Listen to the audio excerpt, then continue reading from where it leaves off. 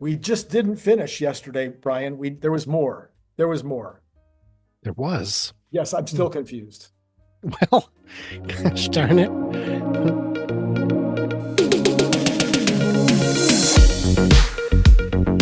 All right, this is going to be a break. I've talked about this a little bit before, so some of you on this channel will know that I've talked about this, but it's so important. And of course, it's really important because of the week that we're in, Brian. We got this, I don't know, some kind of thing happening Thursday. I know I hate to bring it up in your presence because, you Yeah, know, McDonald's has a big announcement about a new meal that doesn't have meat. and you're going to be at McDonald's and they're going to let you in on the event at No, McDonald's. I only order sad meal. You know, yeah. All right, here's my other breakthrough. My breakthrough idea, Brian. Let's see what you think about this. I'm barely ready. Okay. I think that FSD, forgetting for a moment about not having reverse yet, that'll happen any minute.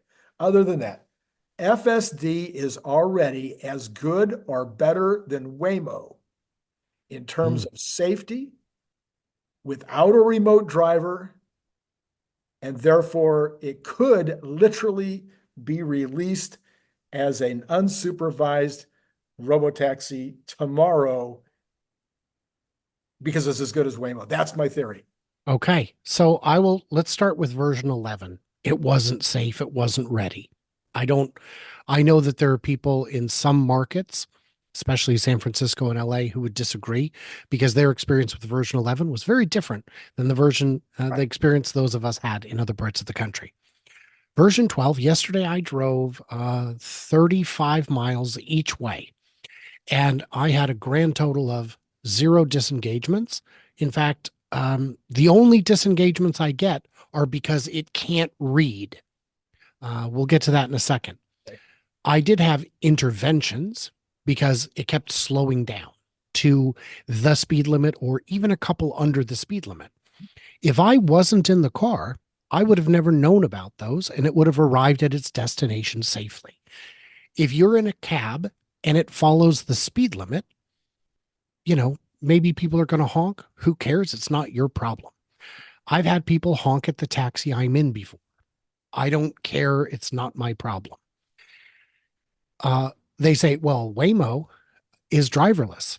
Mhm. Yes, but it's not unsupervised. It's just remotely supervised. I think your theory has a lot of value, um, but the fact that it can't read is a problem. The fact that it will continue to try and make a dangerous no right on red in my weird five-way intersection is a critical failure. If the next version can read, if the next version knows to not turn right on red, I think it's as good as done. I can't remember the last disengagement I had that wasn't for something as ridiculous as that. Yeah, so there was an analysis done the other day. I think it might have been Rains who did this analysis. Yes, it was. It was Rains. And he said that Waymo still gets in lots of problems. He did an analysis of the problems that it gets into. He says basically it's the same kind of stuff that Tesla gets, the same kind of problems. I know that we've got a lot of Waymos here now in West LA, and I know the only one I've ever seen in the wild was sitting trying to make a left turn off of Pico onto a side street, and it was had plenty of room to make that left turn. There were people behind it honking at it. We know that sometimes it runs red lights. We know that sometimes it doesn't do the right thing with emergency vehicles. We know sometimes it goes in the wrong lanes, even going into opposing lanes. So these are pretty significant problems, and yet the vehicles are out there doing their thing. And no one's dying. No one's dying. And let's be honest, the unfortunate accident with the cruise was not because of the cruise. It's just that the accident uncovered other malfeasance. Yes. I've had a couple of very strange experiences. I'll just share these because they're fun. I was in a parking lot. We left the movie theater. And of course, as we're walking out of the theater, I am summoning the car to the curb because that's how I do it, because I'm a smartass. And so we get in, I set the destination, we go. The speed limit in the mall parking lot is 5. Right. And there's no one there. So I'm like, all right, let's do this, I guess. And it went, I think it got up to 8. And I was like, oh, this is the wrong speed. But there's no one here. And again, my test is if I wasn't in the car, Right. what would happen? And the answer is I'd never know. And if I looked at my app and said, oh, it's going 8 miles an hour, but it's in a parking lot, fine. I'm fine with that. And then as we're about to leave, there's a stop sign, not to the street, but to a different part of the parking lot. And it was going to run it. And I was like, oh, are we running a slammed on the brakes? Very uncomfortable, but it stopped. It didn't cause an accident. It didn't run the stop sign. Very uncomfortable. If I wasn't in the car, I'd never know. And then I had one yesterday, when we did the 70-mile drive, where there was a stop sign that said traffic turning right doesn't stop. And it stopped. It stopped hard at the last minute. No one was behind me. And so I just let it do its thing and then it resumed. It needs to read. It needs to read. So, It does also need to get over its flashing light syndrome. And I think we're going to have to call it FLS or something because everybody's reporting that it does not know what to do when it has flashing lights at a four-way stop or oh, the cha-cha. the Hmm. cha-cha. Yes, Yeah. I'm sure they'll figure that out. Yeah. So right now, according to Brains, almost all disengagements for Teslas are intersection issues, these kind of speed things that you mentioned, blinking lights, emergency vehicles. It's down to those three. There's like three baskets that are Right. almost all the interventions, but not all of those are safety critical. And here comes my next question. Do you not believe that Tesla, whenever it gets an intervention, especially if it's a safety intervention and the person who's driving the car gives it a little tap and says, this is what happened, isn't Tesla able to do a predictive algorithmic thing that would then say whether that would have been an actual accident or near accident or a real problem if it had continued? So I don't know the answer to that. And I don't think anyone outside of Tesla knows the answer to that. Um, it's not trying to memorize every road in every situation. It can't, there's too many. It's trying to recognize patterns of behavior. And I know that if it was looking for specific use cases, something that it could code in, it would stop running my no right on red. Yeah. Because I will let it go up there every time. I will let it stop every time. And when it goes, I will disengage and say no right on red. It is safety critical. And it's also a ticket. I don't want a ticket. I don't Yeah. want, you have to drive predictably. So how big is the issue? We don't know. These could be ginormous issues. I don't know enough to say, but I do know that if compute is the issue, they've got a lot of compute. They've got more than just about anybody and better data and more of it. Now I'm going to ask you this is a personal question, Brian. Oh boy. When I drive, Gemini. and I'm asking if this is true for you as well, when you drive, are there not times when you take safety critical decisions and have to avert or, in other words, you almost or maybe even run a red light? Do you almost rear end somebody and all of a sudden have to slam on your brakes? Do you start to make a lane change on a freeway and then realize that there's somebody in that lane already or somebody coming into that lane and have to go back into your lane? Do any of those things ever happen to you, Brian? No, not me, bro. No, I'm like a saint on the road. Yeah. No, humans are terrible. And if you've ever driven shotgun with someone who is another human being, you know that everyone on the road is a terrible driver. They are going to get us all killed. And historically, that's where it happens. That's how it is the humans are the problem. I can't remember the last time a mechanical malfunction was the reason that a person died. It's always human error. Uh, I am fine with FSD being safer than a human marginally. I mean, even twice as safe. But we're not. We're more like supervised. We're what, 10 times, 100 times safer already? And we're not doing much supervision anymore. So I don't know what you're playing at here, Kirk, Well, what but I'm trying to say is, in other words, we make all those kinds of oh errors yeah, that the car doesn't. It doesn't make those errors. Or if it does start to change lanes, it is going to be way more likely to notice that that car that they didn't see, it now sees and gets back into the appropriate lane. Or if another car is merging at the same time, it's going to see it more quicker and better than we will. If there's a car that is slamming on its brakes ahead of us, it is more likely to see that than we are sooner and slam the brakes on faster than we would. yeah, All of those kind of situations that we might disengage the vehicle over are things that we are guilty of all the time sure, doing. Yeah. sure. I I don't know who you're arguing with. Every driver that I've been with is terrible in ways that are different from the ways that I'm terrible. I've been, I remember when I was in my 20s, I was being driven to the airport in like a town car or something and thinking, wow, this is the worst driver I've ever been with. But they're a professional. They have more interest in not crashing than I do. It's your car, bud. And we didn't crash. And I assume that driver went on to continue not crashing while driving in ways that I would describe as terrible. We have to get over the idea that the car doesn't have to drive like me. Yeah. Most of my interventions are not are just because I like it better that way. I wanted to go a little faster. I want to be in a different lane. I don't want to annoy somebody. Uh, and it misses turns just like a human.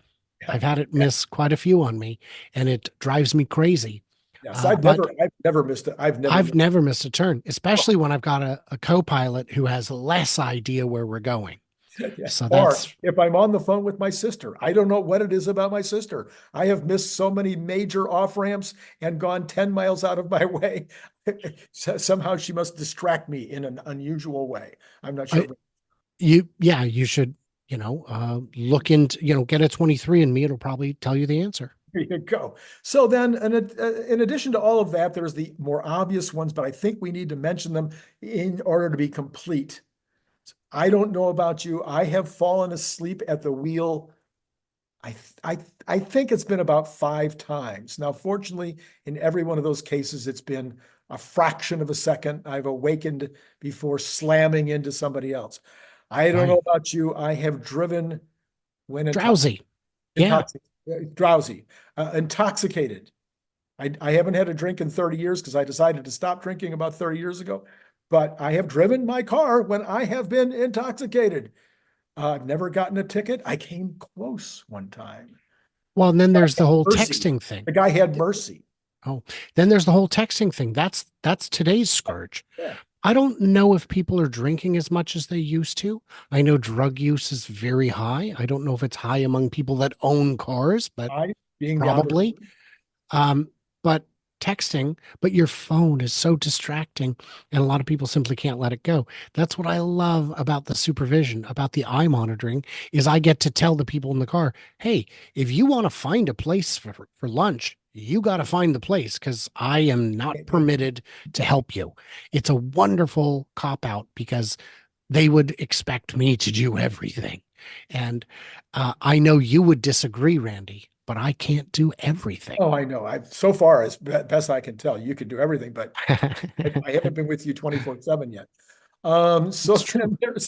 then there's this business also of ability to see. Now, there's all these people that argue, oh, you need to have all these, radars and lidars and everything else. But I have two eyeballs and I haven't been in an Oh, accident. yeah.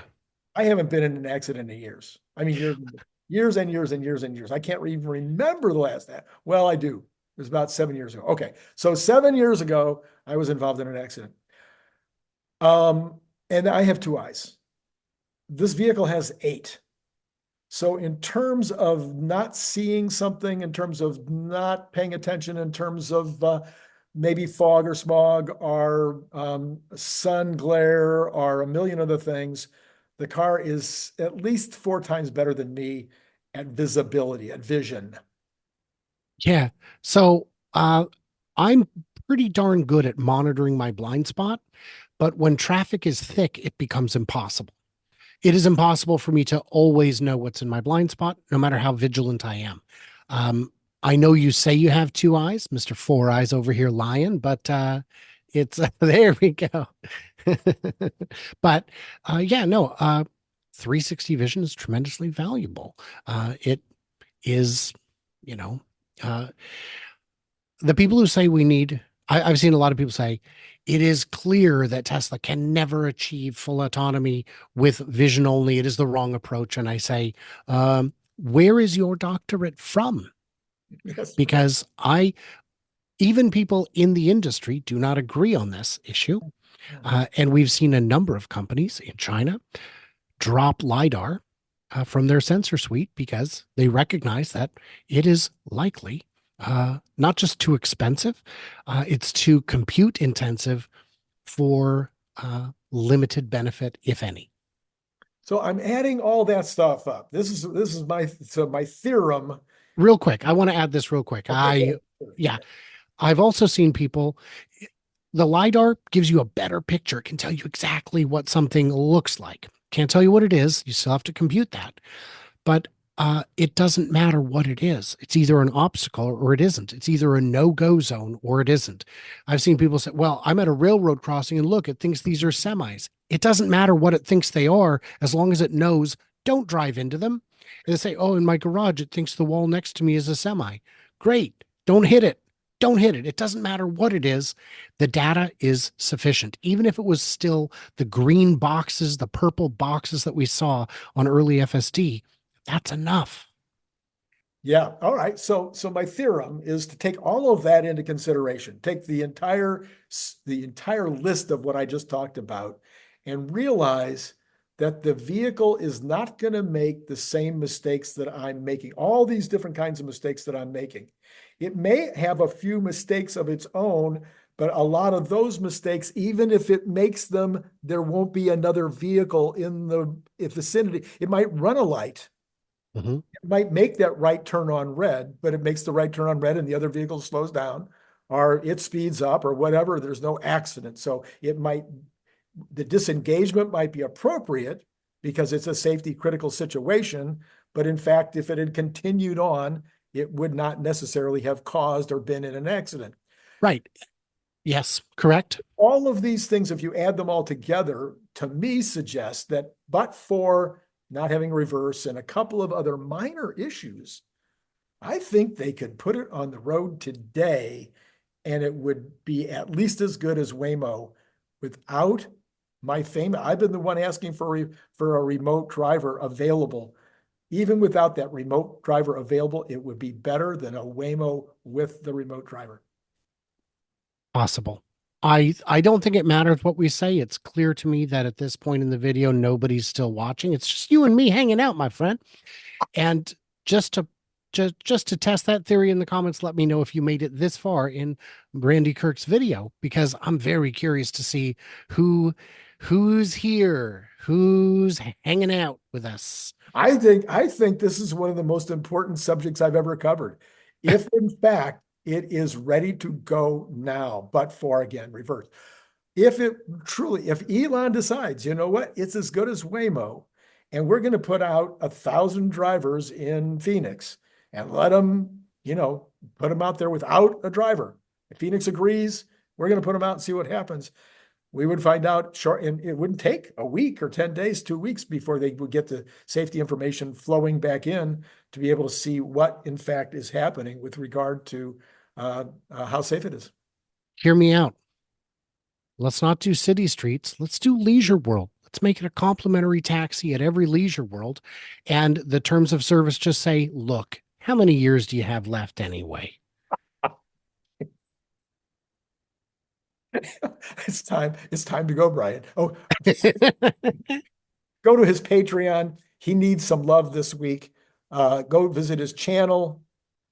Do all those things because Brian wants to go to an event He's not going to be able to go to this one, probably, unless somebody It's at the last minute saves him and gets him a ticket. I don't know how that's going to happen. By the way, I need a ticket too, and I live here, and I'm going to be in Burbank. But anyway, but get it's him. not the money I need. It's not the Patreons I need. It's the subscribers. It's a big respect thing. You could it doesn't cost anything. You can just subscribe to me and do that. Just do that. That's easy. If he makes another like even $20 a month, he's promised me he's going to get some fertilizer for that tree. Mm. Entirely possible. Mhm. It's been great talking to you.